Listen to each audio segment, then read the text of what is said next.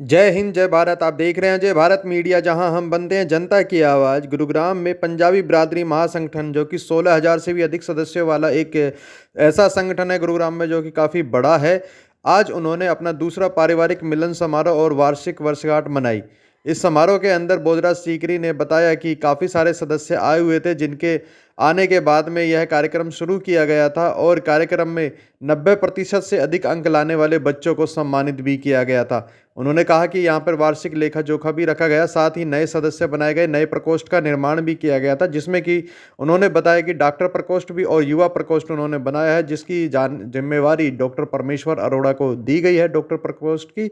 इसके साथ ही उन्होंने काम करने वाले सभी लोगों का धन्यवाद किया। उन्होंने खासकर कहा कि ज्योत्सना बजाज, धर्मेंद्र बजाज, रमेश कामरा जी ऐसे हमारे संगठन के कार्यकर्ता हैं, जो कि काफ़ी बढ़ चढ़कर और काफ़ी अच्छे तरीके से काम कर रहे हैं। आगे भी वह इसी तरह से काम करते रहें। देखिए यह खास खबर। धन्यवाद। जय हिंद, जय भारत। जो कार्यक्रम किया गया उसके बारे में बोधराज सीकरी, प्रधान पंजाबी बिरादरी महासंगठन।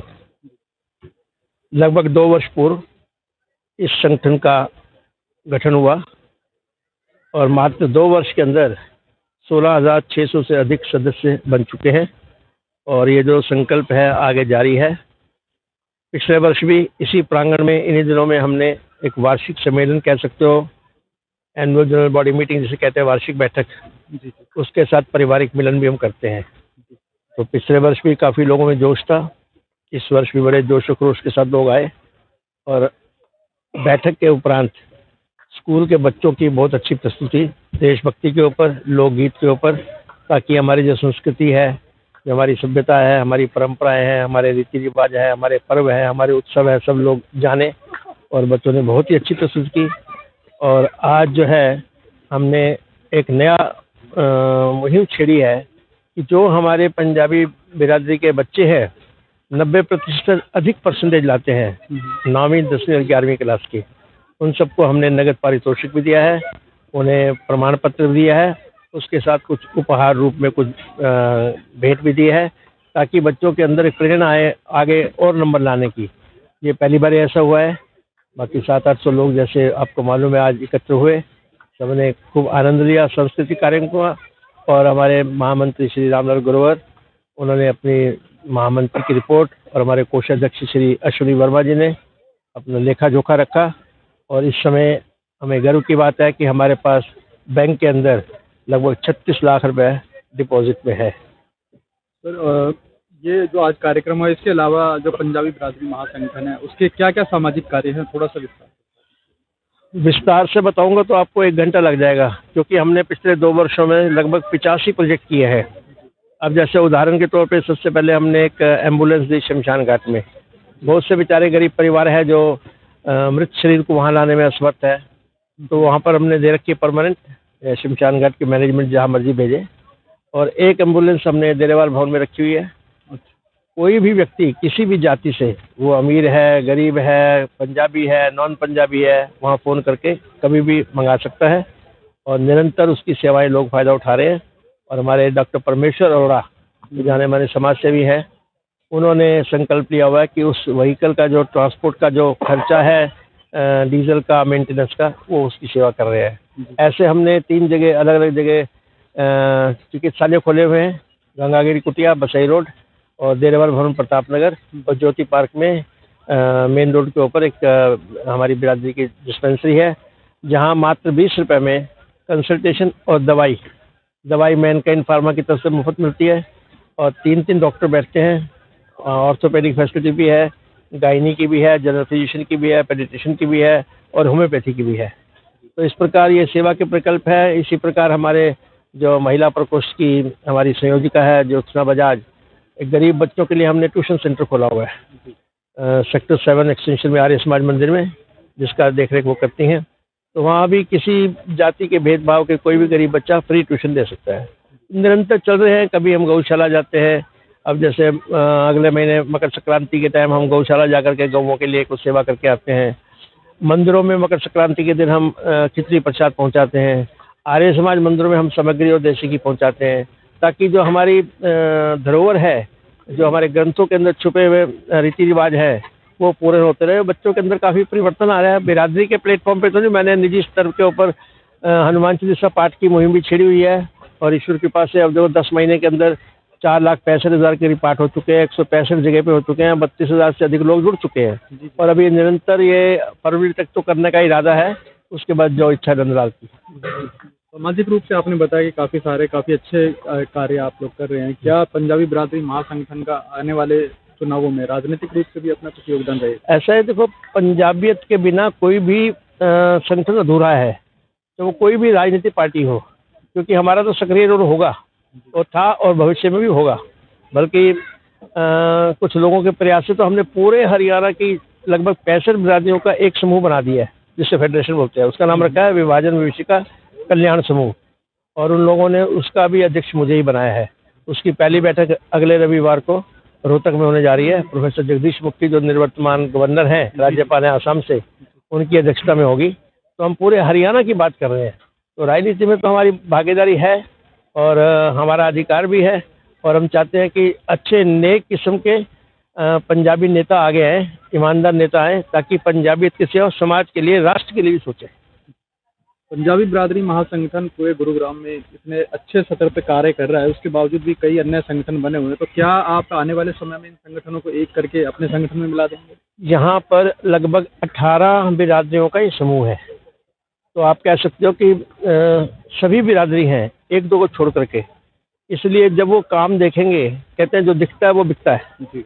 जब वो हमारा काम देखेंगे कि वे निस्वार्थ भाव से इतने बड़े प्रोजेक्ट कर रहे हैं और कई करोड़ों रुपए 2 सालों के अंदर खर्च कर चुके हैं, और हमारे पास धार्मिकों की कमी नहीं है। अभी राम जन्मभूमि का जो कार्यक्रम अगले महीने होने वाला है, उस निमित्त हम एक बहुत बड़ी शोभा यात्रा की प्लानिंग कर रहे हैं। उसकी रूपरेखा भी तैयार नहीं हुई है, लेकिन आज जब हमने अनाउंस किया तो लोगों के अंदर इतना जोश था, लोग खूब बढ़ चढ़ के आगे आ रहे हैं। तो वो लोग देखेंगे, अपने आप ही हमारे साथ जुड़ जाएंगे।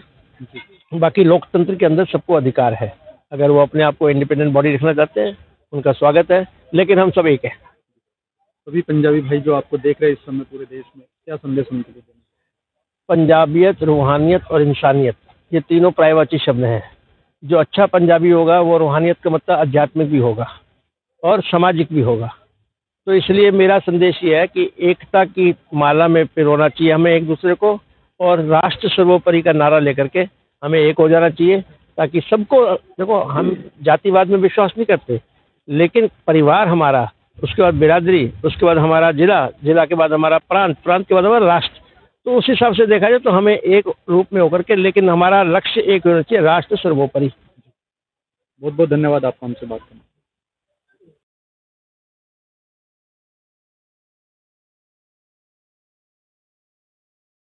आपस में कुछ बटा हुआ नहीं है। मैं जो मुझे यही करते हैं मेरे को देने के लिए।